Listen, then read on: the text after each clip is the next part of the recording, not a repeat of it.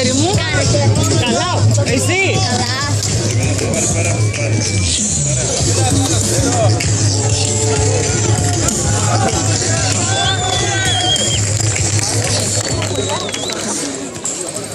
Ο αγώνας λοιπόν είναι με όρους MMA. Ο Μάριος ο Λουλάκης, ο οποίος είναι 80 κιλά από την Παμάχη, και ο Βλάντισλαβ Κρισκόφσκι. Από το Human Chess. Ο προπονητής του είναι ο Αλεξανδράκης ο Γιάννης. Όλε. Καλή επιτυχία και στους δύο αθλητές.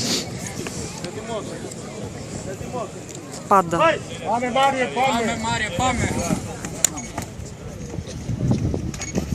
Μπράβο Μάριε. Σταμάτησε να τους βάλει μέσα, ρε. Μπράβο, Βλάντ. Μπράβο. Πάμε Μάριε, πάμε.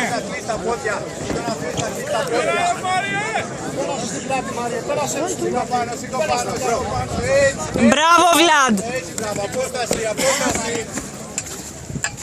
Απόσταση πήγε από τα χιλιά. Έτσι, μπράβο. Ωραία, Βλάντ. Παίζε χτυπήματα, παίζε, ρίξε. Τώρα τα μπράβο, έτσι, πλάτη, χτυπήματα. Πλάτη, κάνει σκρόλ, μην φύγεις από το σκρόλ, πάνω στα πλάτη, γίνα στην πλάτη. Ξανά σκρόλ, κάτω τα κιλά σου, κάτω, τελείως κάτω. Μπράβο,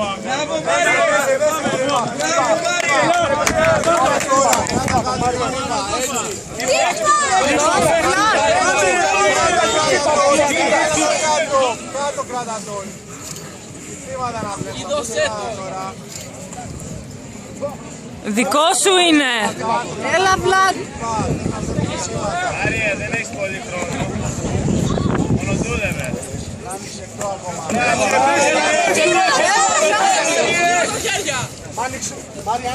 20 δεύτερα.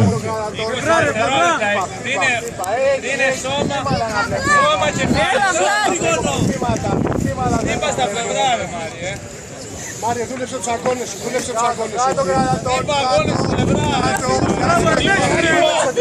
Άκου, Βλάντ, άκου.